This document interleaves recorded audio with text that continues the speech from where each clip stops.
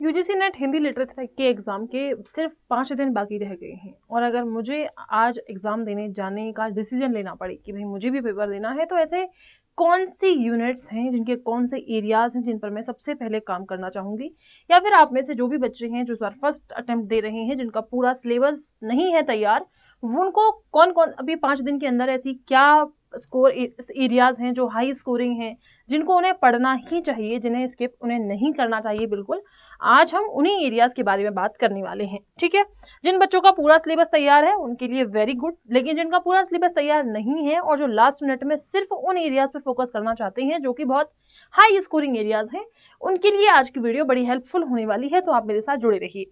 सबसे पहले अगर हम बात करें हमारी कौन सी यूनिट है, पहली यूनिट है हमारी हिंदी भाषा और उसका विकास। हिंदी भाषा और उसके विकास के अंदर अगर आप पीवाईक्यूज उठा के देखेंगे तो आपको समझ में आएगा कि सिर्फ सेम ही कॉन्सेप्ट है जो बार बार रिवाइज होता है, बार बार रिपीट होता है। और वो कॉन्सेप्ट क्या है कि आपकी प्राचीन और आर्य भाषाएं कौन सी हैं, किस भाषा परिवार के अंदर आपकी कौन सी भाषा है, कौन सी आपकी बोलियां हैं, उपबोलियां हैं। यही सवाल है जो आपसे हर बार देखने को मिलता है कि पश्चिमी हिंदी के अंदर क्या आता है, पूर्वी हिंदी के अंदर क्या आता है, राजस्थानी, बिहारी, पहाड़ी वर्ग के अंदर कौन सी बोली और भाषाएं आती हैं। ये सवाल आपसे हर बार रिपीट होता है। तो आप पीवाईक्यूज उठा के देखिए और इसका चार्ट बनाइए कि भाई अगर पहले से चार्ट वार्ट बना रखे हैं आपने तो इसको जरूर रिवाइज करके जाइए। इसको हम बहुत इंपॉर्टेंट के अंदर कंसिडर करते हैं।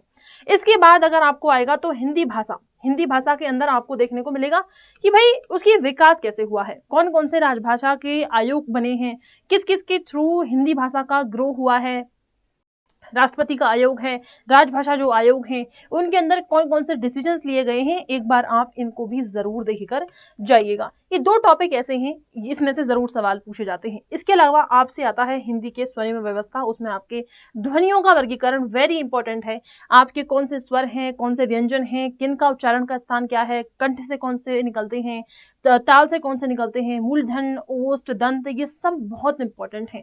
तो ये 3-4 स्कोरिंग ऐसे एरियाज हैं यूनिट 1 के अंदर जिनसे हर बार सवाल बनता है और इस बार भी आपको डेफिनेटली देखने को मिलेगा।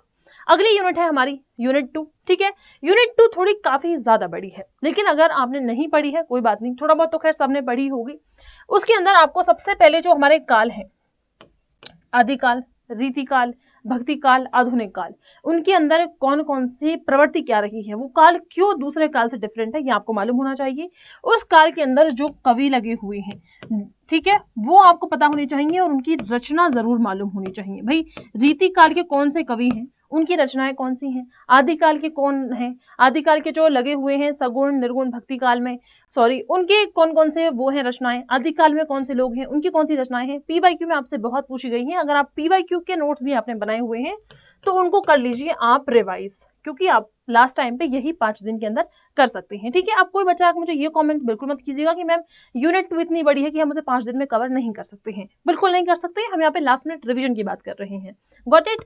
उसके बाद आता है आपका हिंदी साहित्य गद्य विधा, क्योंकि ये 2 पार्ट्स में डिवाइड है। यहाँ पर आपके उपन्यास, कहानी, नाटक और निबंध लगे हुए हैं। ये जो यहाँ पर आपके निबंध, जैसे सबसे पहले अगर हम बात करें उपन्यास की, तो प्रेमचंद उपन्यास 3 वर्गों में बांटा है। प्रेमचंद जी का पूर्व प्रेमचंद जी युग और उसके बाद वाले। कौन कौन से उपन्यासकार हैं जो प्रेमचंद जी वाले पूर्व युग में आते हैं, फिर प्रेमचंद युग में आते हैं, प्रेमचंद पश्चात वाले युग में आते हैं, उन्हीं उपन्यासकारों के कौन कौन से उपन्यास हैं वो आपको देखकर जाने हैं, ठीक है। गूगल कर लीजिए, नोट्स बना रखे हैं, बहुत बेहतर है। अगर कुछ भी नहीं बना रखा है तो मेरा जो 10 घंटे का मैराथन लगा हुआ है उसको देख लीजिए। उसके अलावा भी मैंने आपके हिंदी गद्य विधा का कैसे विकास हुआ है, कहानी, नाटक, निबंध, चारों पढ़ाए हैं, उसको आप जरूर देख कर जाइए। यानी इसके अलावा जो नाटककार हमारे सिलेबस में लगे हुए हैं, जो कहानीकार हमारे सिलेबस में लगे हुए हैं, उनकी कहानियां भी आपको मालूम होनी चाहिए, ठीक है। इसके बाद आप चलते हैं थर्ड हमारे यूज पे।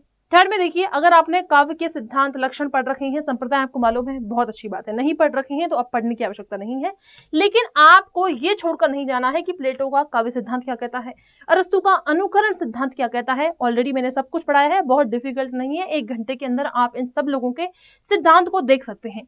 उसके अलावा जो इंपॉर्टेंट चीज है वो है इनकी बुक्स। बहुत सवाल है जो आपसे पूछे जाते हैं, कॉलरिज की कौन सी पुस्तक है, टीएस इलियट की कौन सी पुस्तक है, रिचर्ड की कौन सी पुस्तक है, तो आपको इन लोगों की बुक्स जरूर मालूम होनी चाहिए। हर बार वही 5-6 किताबें हैं जो पीवाईक्यू में रिपीटेडली पूछी जाती हैं, तो आपको वो सब देखनी है। अगली हमारी यूनिट है वैचारिक पृष्ठभूमि। लोगों को बहुत लोग ऐसा यूजुअली इसे इग्नोर करके चले जाते हैं, लेकिन मैंने ऑलरेडी आपको 3 बार पढ़ा दी है, तो मैं उम्मीद करती हूँ कि आप लोगों ने इसे नहीं छोड़ा होगा। आपको इसमें गांधी जी की पुस्तक देखनी है, अंबेडकर जी की पुस्तक देखनी है, उनका दर्शन क्या कहता है, वो सब देखने के बाद आपको पता होना चाहिए मार्क्सवाद क्या होता है, मनोविश्लेषणवाद क्या होता है, अस्तित्ववाद क्या होता है, उत्तर आधुनिकतावाद क्या है, आधुनिकतावाद क्या है, उनसे जुड़े हुए लोग कौन हैं, उनके प्रवर्तक कौन है। ठीक है, इसके अलावा क्योंकि आपसे सवाल यही पूछा जाता है कि अस्तित्ववाद का मिलान कीजिए, उत्तर आधुनिकता का मिलान किससे कीजिए, आपको इधर नाम दिए जाएंगे, उधर आपको जो सिद्धांत है वो दिए जाएंगे। इसके अलावा आपको उनके प्रवर्तक के साथ आपको मिलान कराने का सवाल बहुत बार पूछा गया है और आगे भी पूछा जाएगा, तो ये सब आप यहाँ से तैयार करके जाइए। उसके बाद आती है आपकी कविता। कविता को पढ़ने का वक्त अब बिल्कुल भी नहीं है। कविताओं में आपको सिर्फ ये पता होना चाहिए कि कामायनी के अंदर क्या बात है। अगर कोई कविता आपके खंड और अंकों के अंदर बटी हुई है तो जरूर उसके खंड और अंक अच्छे से देख लीजिए।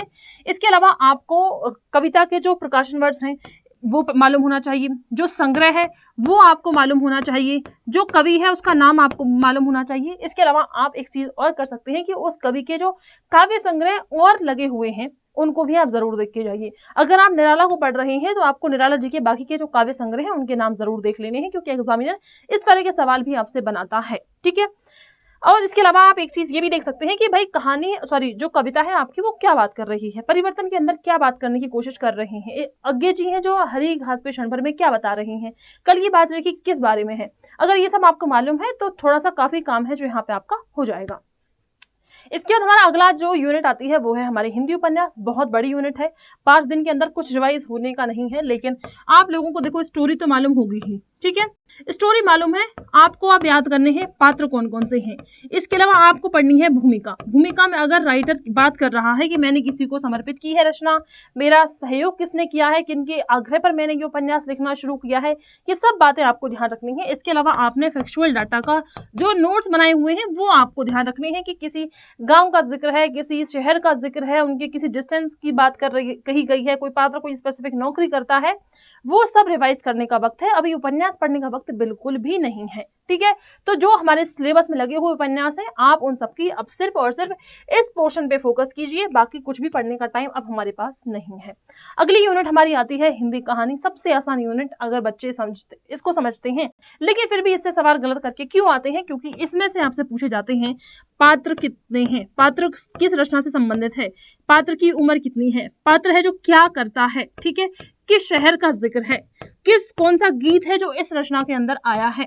ठीक है, ये सारी चीजें हैं जो आपसे ही पूछी जाती हैं। अगर आपने कहानी पढ़ते हुए ये सब चीजों को ध्यान रखा है, अगर आपने हाईलाइट किए हैं, नोट्स बनाए हैं, तो ये सब रिवाइज करने का टाइम है। कहानी अब आपको नहीं पढ़नी है कोई भी। इसके अलावा कहानी के अंदर क्या स्टोरी है वो तो ऑफ कोर्स आपको पता होनी ही चाहिए, नहीं पता है तो ये चिंता की बात है। चलिए अगली यूनिट जो हमारे सिलेबस में लगी हुई है वो है हमारे नाटक। नाटक के सिर्फ तीन अगर नाटक की बात करें हम, जिसमें चंद्रगुप्त है, स्कंदगुप्त है और आगरा बाजार है, तो इसके अंदर बहुत सारे पात्र हैं। उसके अलावा जो नाटक है उनके अंदर पात्र भी कम है और जो स्टोरी लाइन है वो भी बहुत इंटरेस्टिंग है। लेकिन अब आपको क्या याद रखनी है कि अंक कितने हैं। ठीक है, अंक है या खंड है जो भी है, इसके अलावा कौन से गीत हैं जो उस नाटक के आए हुए हैं, पात्र कौन से हैं।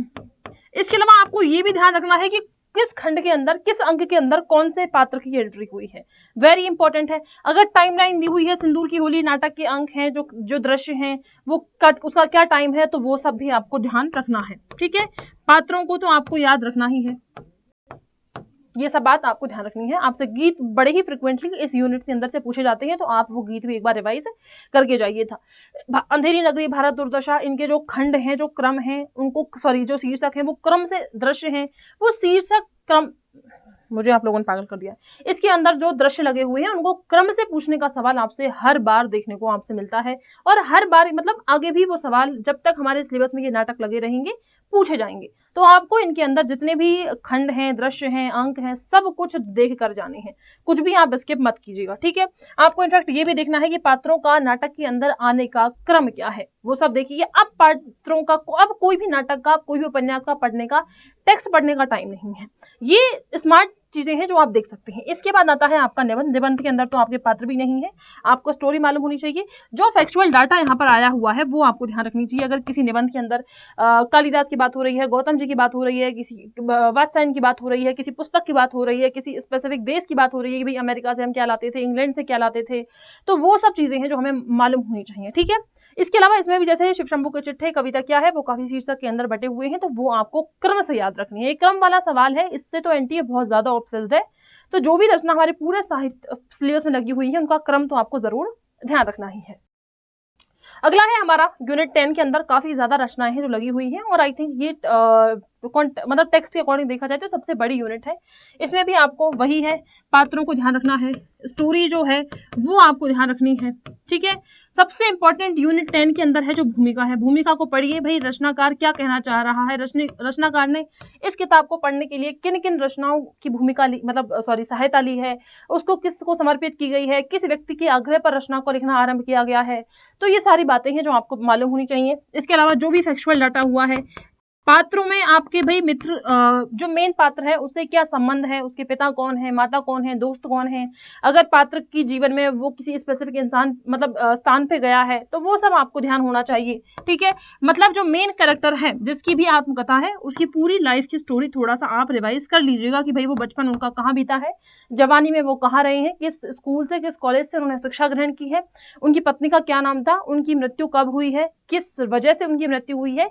ये सब मोटा मोटा डाटा है जो आपको रिवाइज करना है 5 दिन के अंदर, आप इतना ही कर सकते हैं। इसके अलावा आपने पीवाईक्यूज देख ही रखे हैं, पीवाईक्यू को वापस रिवाइज करना है हमें। संडे को हम एक बड़ी क्लास लगाएंगे जिसमें हम पूरे पीवाईक्यू को फिर से रिवाइज करेंगे। ठीक है, यही सब है जो आप 5 दिन के अंदर कर सकते हैं। इसके अलावा अगर आपके पास कोई और बेहतर स्ट्रेटेजी है तो आप वो भी फॉलो कर सकते हैं। ये कोई फाइनल स्ट्रेटेजी नहीं है कि यही आपको फॉलो करनी है। ये सिर्फ उन बच्चों के लिए है जिन्हें समझ में नहीं आ रहा है कि सिलेबस पढ़ तो लिया है लेकिन अब भी उन्हें डर लग रहा है, वो अब भी नर्वस है, अभी भी उन्हें समझ नहीं आ रहा है कि मुझे वापस 5 दिन के अंदर क्या पढ़ना चाहिए।